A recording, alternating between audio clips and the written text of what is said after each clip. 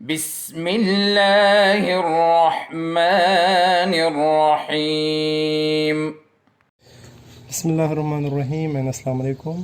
प्यारे बच्चों, आपको आपके क्लास 6 के न्यू सेशन में वेलकम करता हूँ।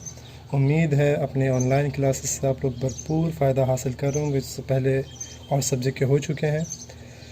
आज से इंशाल्लाह मैथ्स का ऑनलाइन क्लासेस भी आप लोग के स्टार्ट हो जाएंगे। सो फर्स्ट लेक्चर्स आज जो होगा वो आप लोग के बुक के फ़र्स्ट चैप्टर से हम लोग इंशाल्लाह स्टार्ट करेंगे। फ़र्स्ट चैप्टर आप लोगों का जो है वो है सेट्स के बारे में। सेट्स कहते किसे हैं, सेट्स को लिखने के तरीके क्या हैं, और सेट्स के चंद थोड़े बहुत ऑपरेशंस के बारे में, चंद ख़ास सेट्स के बारे में आप लोगों को 6th क्लास में थोड़ा सा इंट्रोडक्शन इसका दिया हुआ। स्टार्ट अगर हम इसी वर्ड से करें, सेट क्या है। सेट की डेफिनेशन भी आपको बुक में दी हुई है, और एक और बात, आगे जाकर भी आप लोगों ने सेट्स बहुत ज़्यादा पढ़ने हैं, इससे क्लास 7 में भी पढ़ने हैं, और इवन आगे जाकर भी इससे आगे क्लास में भी आप लोग पढ़ेंगे इसको। इसकी डेफिनेशन आपको दी हुई है, डेफिनेशन मैं लिख लेता हूँ, उसके बाद हम लोग डेफिनेशन के साथ साथ जो चंद एक वर्ड्स हैं उसको भी डिफ़ाइन कर लेंगे कि किसे कहते हैं। सेट कहते हैं a collection of distinct and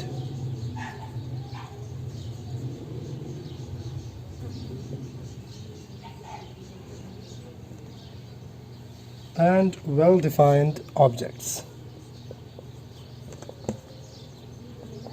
is called set. A collection of distinct and well-defined object is called sets. यहाँ पर जो दो वर्ड्स हैं, अगर आप इन दो वर्ड्स का देखें, कलेक्शन आप लोग हर जगह हम लोग आम अल्फाज में, आम लाइफ में हम यूज़ करते हैं। कलेक्शन किसे कहते हैं? किसी भी चीज़ की कम्बिनेशंस को कहते हैं। किसी भी चीज़ को अगर हम कलेक्ट कर लें, एक साथ कर लें, ग्रुपिंग्स बना लें इन केस, उसको हम क्या कहते हैं? कलेक्शंस कहते हैं।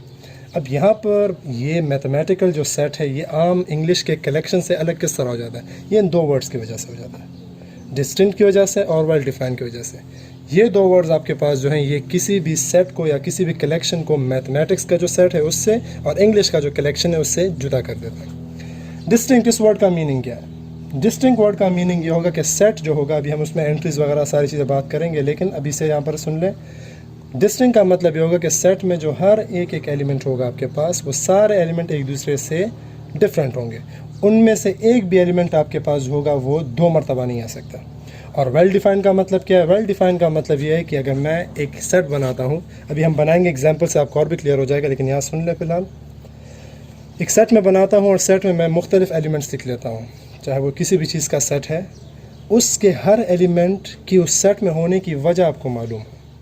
मतलब ये है कि अगर एक सेट मैं बनाऊँ, ऐसा सेट जो स्पोर्ट्स का है, ऐसा सेट जो कार्स का है, ऐसा सेट जो के एक क्लास आप लोग के 6 वाइट इन केस ले लें, 6 वाइट के बच्चों का एक सेट में बना रहा हूँ, ग्रुप बना रहा हूँ, आपको पता हो कि ये लड़का, ये गाड़ी, ये स्पोर्ट्स, ये सेट में क्यों मौजूद है, वजह क्या है।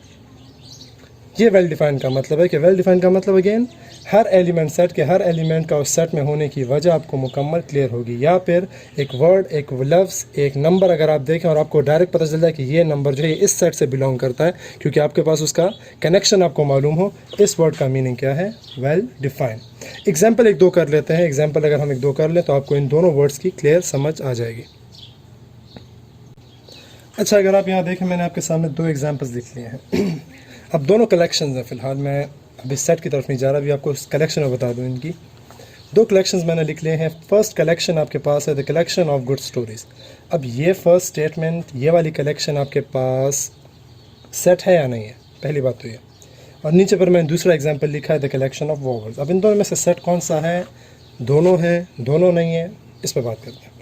आपको मैंने दो चीज़ें बताई कलेक्शंस आपके सेट में, कि एक वो डिस्टिंक्ट होगा और दूसरा क्या होगा, इसमें आपके पास वेल डिफाइन होगा। स्टोरीज़ को अगर आप देखें, स्टोरीज़ ज़्यादातर यही होती है, एक दूसरे से मुख्तलिफ होती है, भले उनका मोरल जो है वो सेम हो, लेकिन ज़्यादातर जो स्टोरीज़ होती है एक दूसरे से डिफरेंट होती हैं। तो डिस्टिंक्ट का वर्ड तो ऊपर वाली बात में सही आ जाता है, लेकिन वेल डिफाइन का वर्ड, द कलेक्शन ऑफ, मैंने यहाँ वर्ड यूज़ किया है गुड स्टोरीज़। अब ज़रूरी नहीं है कि जो स्टोरी मेरे लिए गुड है, मेरे लिए एक स्टोरी गुड है, वो आपके लिए भी गुड हो। ज़रूरी नहीं है कि जो स्टोरी आपके लिए गुड हो आपके दोस्त के लिए गुड हो। ये वर्ड गुड जो मैंने यहाँ पर यूज़ किया है, अगर मैं कलेक्शन अपनी पसंदीदा स्टोरीज़ की बना लूँ, ज़रूरी नहीं कि वो आपको पसंद हो। यहाँ पर वेल डिफाइन का मतलब आता है। वेल डिफाइन ऐसी चीज़ कि वो सेट, वो एलिमेंट जो होगा, जैसे आप उस एलिमेंट को देखेंगे आपको डायरेक्टली पता चल जाएगा ये सेट में क्यों मौजूद है। अब अगर मैं एक स्टोरी लिख लेता हूँ और वो आपको पसंद ही नहीं है तो आप कहेंगे तो गुड स्टोरी में नहीं आ सकता क्योंकि आपके लिए ये स्टोरी बैड स्टोरी है, तो वहाँ पर आपके पास वेल डिफाइन का वर्ड आ जाता है। इसी तरह अगर नीचे देखें द कलेक्शन ऑफ वॉवल्स, अब वॉवल्स जो है वो आपके लिए भी वही 5 वॉवल्स हैं, मेरे लिए भी वही हैं, पूरी यूनिवर्सली ये एक ही चीज़ है, सारे के सारे एक दूसरे से डिफरेंट भी हैं, डिस्टिंक्ट भी हैं, और सेट ऑफ वॉवल्स जो है वो आपके पास क्या है, वेल डिफाइंड है। वजह आपके पास अगर मैं वॉवल्स का सेट बना रहा हूँ, नाम आप कुछ भी दे दें इसको, A-E-I-O-U, अब ये जहाँ पर मैं जाऊँगा यही 5 आपने वॉवल्स लिखने हैं। आप ये नहीं कह सकते कि ये वॉवल मुझे पसंद नहीं है तो मैं इसमें नहीं लिखूँगा, जिस तरह ऊपर की बात थी। ऊपर आप स्टोरीज़ में ये बात कर सकते थे कि स्टोरी मुझे पसंद नहीं तो ये गुड स्टोरीज़ में नहीं हो सकती, तो वहाँ पर आपके पास वेल डिफाइंड का वर्ड जो था वो गलत बन रहा था। लेकिन यहाँ पर ये वेल डिफाइन है, क्यों? क्योंकि आपके पास ईच एंड एवरी एलिमेंट ये जो है यहाँ पर लिखा हुआ है, ये सारे के सारे सेट ऑफ वॉवल्स में मौजूद हैं, और ये यूनिवर्सल बात है। जितने लोग भी इंग्लिश पढ़ेंगे, इंग्लिश सीखते हैं, अल्फ़ाबेट उनको पता है कि ये 5 जो लेटर्स हैं आपके पास क्या है, वॉवल्स हैं। तो ये आपके पास फिर नीचे वाला सेट है, और जो ऊपर वाला जो है वो आपके पास सेट नहीं है। अच्छा जी, थोड़ी सी और इन्फॉर्मेशन सेट्स के बारे में। जब हम कोई सेट लिखते हैं, सेट को हमेशा आप लोगों ने कैपिटल लेटर से डिनोट करना है, लेटर से, एस से नहीं। आप कोई भी लेटर यहाँ यूज़ कर सकते हैं, ए कर सकते हैं, बी कर सकते हैं। मैं यहाँ पर एस जो है सिर्फ जनरल यूज़ कर रहा हूँ। आप किसी भी चीज़ का सेट, अगर मैं यहाँ पर ले लेता हूँ set of first 10 numbers, 10 natural numbers, तो ये हो जाएगा 1 2 3 4 5 6 7 8 9 एंड 10। ये मैं लिख लेता हूँ यहाँ पर। आपके पास 10 जो है मैंने नेचुरल नंबर्स लिख लिए। अब इसको आप डिनोट किससे करेंगे? डिनोट करेंगे इसको किसी भी कैपिटल लेटर से। लेटर कैपिटल ज़रूर होना चाहिए। और इसको क्लोज किस तरह करेंगे? आप लोगों ने 2 कर्ली ब्रैकेट्स में जितने भी सेट के एलिमेंट्स उसको क्लोज करना होगा। सेट को लिखने का तरीका क्या है आपके पास? यही है। इसको खैर टेबुलर फॉर्म भी कहते हैं, लेकिन चलें वो फिर आप लोग बाद में पढ़ेंगे, तो अभी उस पर वो 1.2 से पहले पढ़ेंगे। ये जो हम सेट का फॉर्म लिखते हैं इसको टेबुलर फॉर्म भी कहते हैं, वो खैर बाद में आएगा इंशाल्लाह, फिर आगे एक्सप्लेन करेंगे। सो ये सेट को लिखने का तरीका, कैपिटल लेटर से डिनोट करेंगे और कर्ली ब्रैकेट्स में इसको क्या करेंगे? इनक्लोज करेंगे। अच्छा जी, कुछ फेमस आपके पास सेट्स हैं नंबर्स के, मेनली हम इस नंबर्स में बात करेंगे। कुछ फेमस हैं, उनके ख़ास आपके पास सिम्बल्स हैं। वो सिंबल्स आप लोगों ने बहुत ज़्यादा यूज़ करने, तो उन सिंबल से आपको बताता हूँ कि ये सिंबल किस सेट को डिनोट करता है वगैरह वगैरह, उस पर भी बात कर लेते हैं। अच्छा जी, ये कुछ सेट्स के आपके पास जो नंबर्स के सेट हैं उनके फेमस सिंबल्स हैं। यहाँ पर मैंने लिख लिए। यहाँ पर पहला सिंबल मैंने यूज़ किया capital letter N. N denote करता है आपके पास set of natural numbers. Natural number सबको इंशाल्लाह पता होगा, 1 से लेकर इन्फिनिटी तक, 1 से लेकर 1 2 3 4 ये जितने नंबर्स हैं ये क्या कहलाते हैं? नेचुरल नंबर्स कहलाते हैं। इसके बाद आ जाता है whole number. Whole number natural number में सिर्फ एक एलिमेंट का, एक नंबर का फ़र्क है, वो है 0। जब आप नंबर्स को फिर 0 से स्टार्ट करते हैं कि 0 1 2 3 4 5 6 सो ऑन सो फोर्थ, ये फिर क्या बन जाते हैं आपके पास? Whole number. इवन नंबर्स सबको पता है, ऐसे नंबर जो 2 पे डिवाइड होते हैं, तो आप ये सेट कहाँ से स्टार्ट होगा? 2 से। 2 4 6 8 10 12 एंड चलता जाएगा आगे। फिर आपके पास है पी, अभी छोड़ दें, ऑड की तरफ आ जाए। ऑड नंबर्स, वो नंबर जो 2 पे डिवाइड नहीं होते, ये स्टार्ट होंगे 1 से, 1 3 5 7 9 11 सो ऑन। प्राइम नंबर्स, अब प्राइम नंबर्स आपने पता होगा तकरीबन सबको। प्राइम नंबर्स वो नंबर्स आपके पास जो सिर्फ 1 पे डिवाइड होते हैं, 1 के टेबल में आते हैं और अपने टेबल में आते हैं। कौन कौन से ऐसे नंबर हैं? पहला स्टार्ट अगर हमने 2 से स्टार्ट करेंगे, 2 वो नंबर है जो सिर्फ 1 के टेबल में आता है और अपने टेबल में आता है।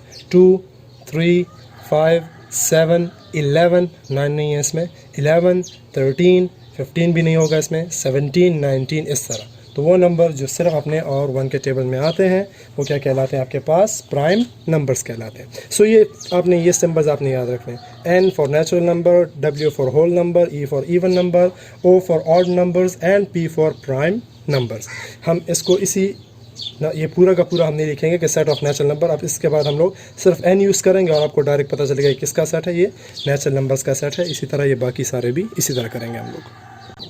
अच्छा, ये एक और सिंबल हम लोग इसमें यूज़ करेंगे, तो इस सिंबल को भी देख लें। ये जो ई की तरह मैंने लिखा हुआ है, इस तरह लिखा जाता है, इधर साइड में लिख पे दिया दोबारा, इस तरह सी बनाएंगे और इसको फिर एक ई की शेप दे देंगे। इस शेप में आप लिखते हैं। इस सिंबल का मतलब क्या है? अगर आपके पास वी क्या है? सेट ऑफ वॉवल्स है। अभी मैंने एग्जांपल दिया इसलिए मैं इसके एग्जांपल से इसको बताऊंगा, डिफाइन करूंगा।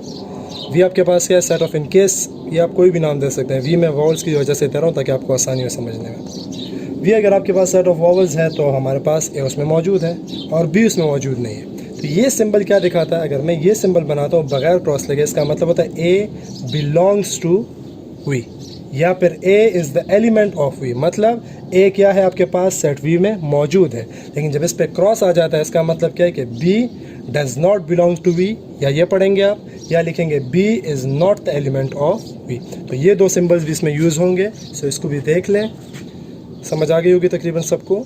ये सिंबल किसके लिए यूज़ होता है, जब आपके पास एक नंबर एक एलिमेंट एक सेट में मौजूद हो, आप लिखेंगे बिलोंग्स टू, ये वाला निशान, और जब मौजूद ना हो फिर आप ये लगाएंगे does not belongs to.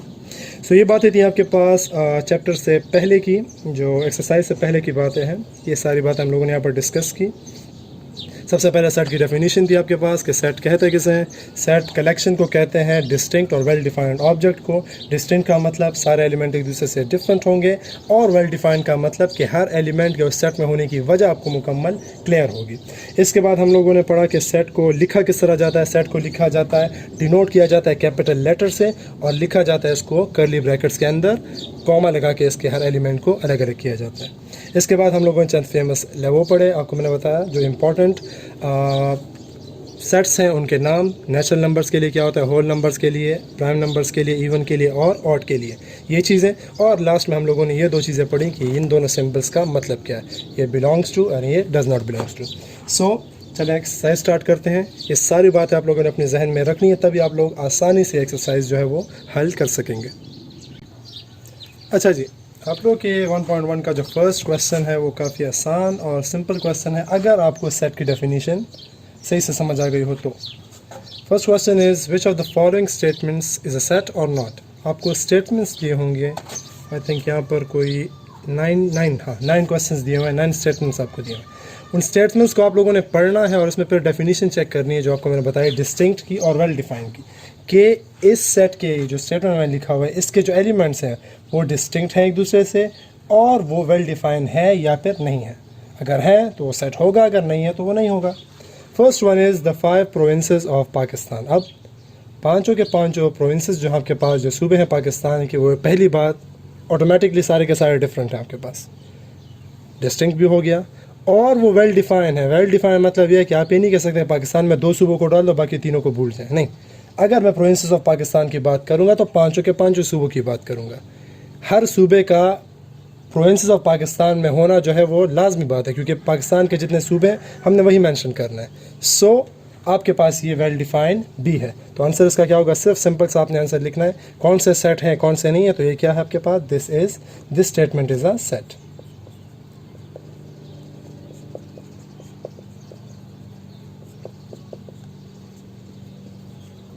This statement is a set. अगर नहीं होगा आप क्या लिखेंगे, this statement is not a set. तो बहुत ही सिंपल सा 1 लाइन के आंसर जिसके आप लोगों ने लिखने हैं। अच्छा जी, सेकंड क्वेश्चन को देखिए, सेकंड पार्ट है आपके पास the difficult questions of a test. अब यहाँ पर आपके पास देखिए क्वेश्चंस तो ठीक है, क्वेश्चंस तो आपके पास पेपर में या टेस्ट में सारे डिस्टिंक्ट होंगे ही, लेकिन अब ये ज़रूरी नहीं है कि हर बच्चे को हर सवाल डिफ़िकल्ट लगे या सेम सवाल डिफ़िकल्ट लगे। अगर मैं कहूँ कि आप में से एक लड़का है जिसको क्वेश्चन नंबर 1 डिफ़िकल्ट लगता है, अब ज़रूरी नहीं कि बाकी पूरी क्लास को भी वो क्वेश्चन डिफ़िकल्ट लगता हो। यहाँ पर वेल डिफाइंड का वर्ड आप नहीं बना सकते कि मैं ऐसा सेट बनाऊँ जो सारी की सारी क्लास को जो है एक ही सवाल जो है वो डिफ़िकल्ट लगे, ये नामुमकिन बात है। आपके पास टेस्ट में ऐसा कोई भी क्वेश्चन नहीं होता जो सारी की सारी क्लास को ना आए। सो यहाँ पर आपके पास जो है वेल डिफाइंड का जो रीज़न है, सेट में जो वेल डिफाइंड का वर्ड है वो यहाँ पे फेल हो जाता है। आपके पास ऐसी कोई चीज़ नहीं है, ऐसा कोई क्वेश्चन नहीं है जो पूरी की पूरी क्लास के लिए आप डिफ़िकल्ट ऑलरेडी कहते हैं कि बस ये डिफ़िकल्ट हो तो पूरी क्लास के लिए डिफ़िकल्ट है। सो ये क्वेश्चन, ये स्टेटमेंट आपके पास सेट नहीं बना सकते। तो आप क्या लिखेंगे, this statement is not a set. Is not अ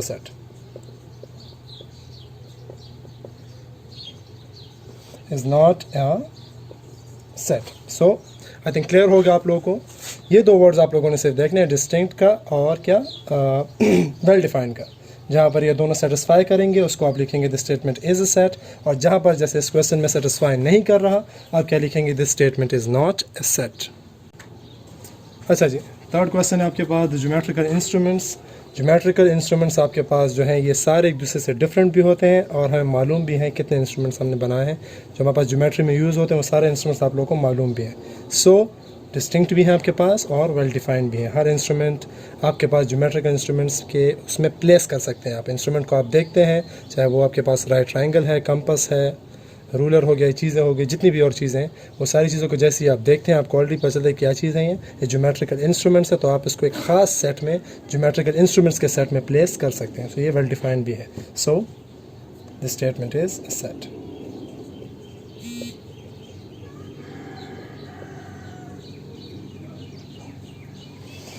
सारे क्वेश्चंस आसान है, इतने मुश्किल है नहीं, तो आप लोग ये कर भी सकते हैं। एक और इसमें पार्ट में कर लेता हूँ, बाकी पार्ट्स आप लोग जो है वो खुद होमवर्क में कर लेंगे। एक पार्ट इसमें मैं करता हूँ क्वेश्चन नंबर 8 नंबर्स के हवाले से। तो नंबर्स का जो थोड़ा सा वो टच भी इसको मिल जाएगा। क्वेश्चन नंबर 8 की तरफ देखें आप लोग।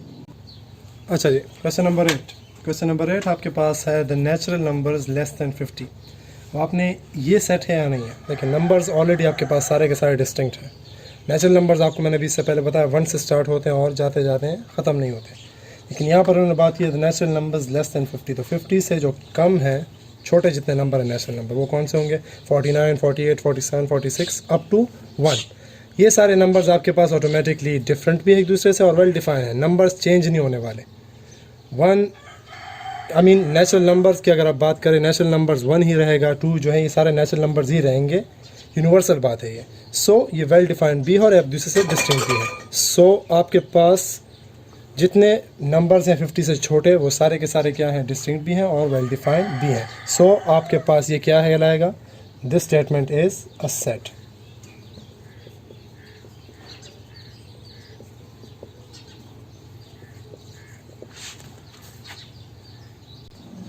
ओके, सो क्वेश्चन 1 के जो बाकी पार्ट्स हैं वो आप लोग खुद कर लें, आसानी से कर सकते हैं आप लोग। क्वेश्चन 2 की तरफ आ जाते हैं। क्वेश्चन 2 में अब जो हमने अभी एक्सरसाइज स्टार्ट करने से पहले जो 2 सिंबल्स पढ़े, बिलोंग्स टू और डज नॉट बिलोंग्स टू का, उस सिंबल के बारे में है। ये है आपके पास true and false.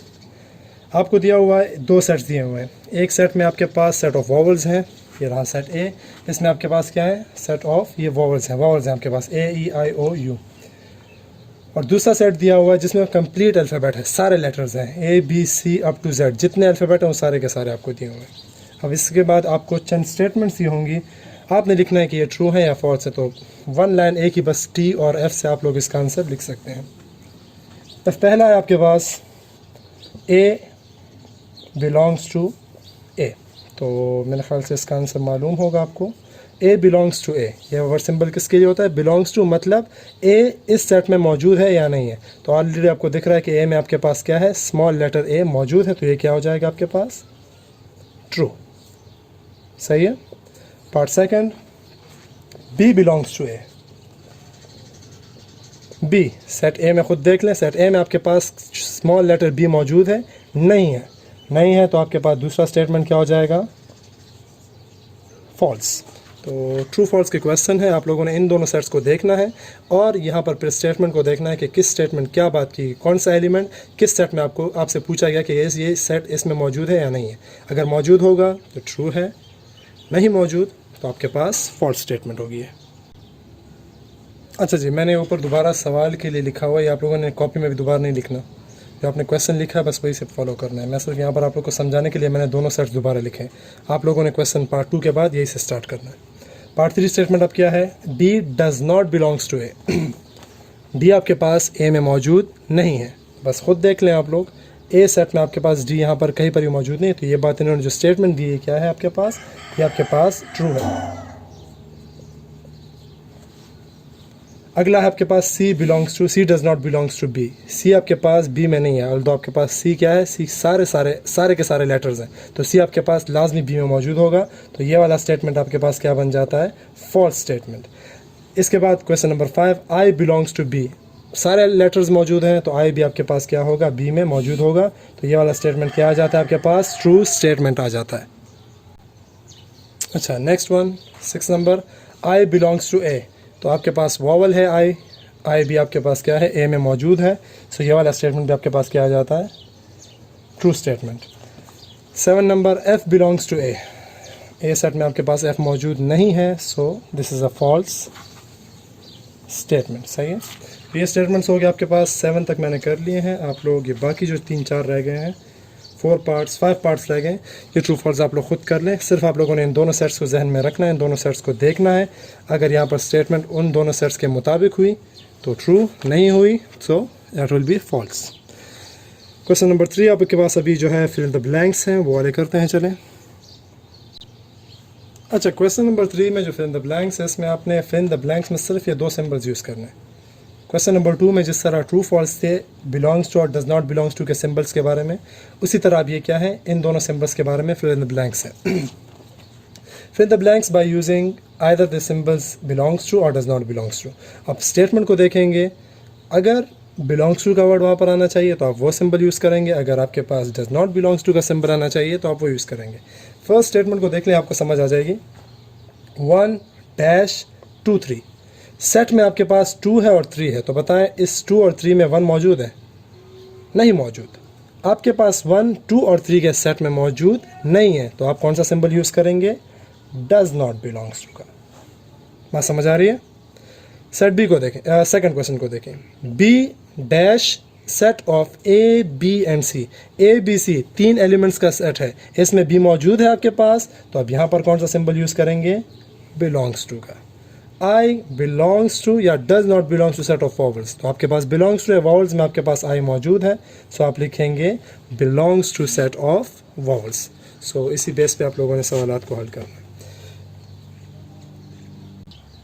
Okay, question number 4 part, snake dash set of pets. अब नेचुरली तो ये बात है कि स्नेक आपके पास पेट नहीं है, कोई रखता है तो अलग बात है, लेकिन snake usually does not belongs to the set of pets. 15 pets जो आप लोग घर में पाल सकते हैं, तो स्नेक मेरे ख्याल से कोई नहीं पालता। Number 5 15 dash set of counting numbers, जाहिर सी बात है काउंटिंग में हम लोग 15 बिल्कुल यूज़ करते हैं, so this cause belongs to 0 set of whole numbers. आपको मैंने अभी इससे पहले जो हम लोग डिफाइन कर रहे थे, जो आपको मैंने बताया फेमस सेट्स हैं, उसके सिंबल्स हम लोग बता रहे थे, इसमें मैंने आपको बताया होल नंबर्स कहाँ से स्टार्ट होते हैं, 0 से 0 1 2 3 and so on. So 0 does belongs to the set of whole numbers. अच्छा, अब इसके बाद चंद क्वेश्चन जो है मैंने छोड़ दिया आप लोगों के लिए, आप लोग खुद कर सकते हैं। फिर द ब्लैंक्स में सिर्फ आप लोगों ने बिलोंग्स टू और डज नॉट बिलोंग्स टू का सिंबल स्टेटमेंट को देखते हुए स्टेटमेंट के हिसाब से आप लोगों ने उसमें लगा लेना है। इसका 3rd नंबर क्वेश्चन भी आपके पास कंप्लीट हो जाता है, और यहाँ पर हम लोग अपना लेक्चर भी कंक्लूड कर लेते हैं। जो सवालात मैंने इसमें छोड़े हैं आपके लिए, क्वेश्चन नंबर 1 में मैंने चंद पार्ट्स छोड़े हैं, क्वेश्चन नंबर 2 में, क्वेश्चन नंबर 3 में, ये आप लोग का होमवर्क हो जाएगा। जो यहाँ पर हमने किए हैं इसको भी और उन सवालात को भी अपनी नीट कॉपीज़ में नोट कर लें, ओके? क्योंकि सवालात जो हमने किए हैं बिल्कुल नीट कॉपी का काम है, इसमें प्रैक्टिस का कोई काम है नहीं जो मैं आपको रफ़ कॉपी के लिए दे दूं। सो ये सारे स्टेटमेंट्स जो हैं, ये सारे जो क्वेश्चन हमने किए और जो होमवर्क दिया, ये आप लोगों ने अपनी कॉपीज़ में नीट लिखना है, और उसका जो फीडबैक है और उसके जो पिक्चर्स वगैरह हैं वो आप लोगों ने व्हाट्सएप ग्रुप में मेरे साथ इंशाल्लाह शेयर करना है। सो ये लेक्चर नंबर 1 आपके साथ कंक्लूड होता है। इंशाल्लाह नेक्स्ट लेक्चर में जो बाकी के सवाल हैं 4 5 6 वो हल करेंगे। तब तक के लिए इजाज़त, अल्लाह हाफ़िज़। اللهم انفعنا بما علمتنا وعلمنا ما ينفعنا وزدنا علما.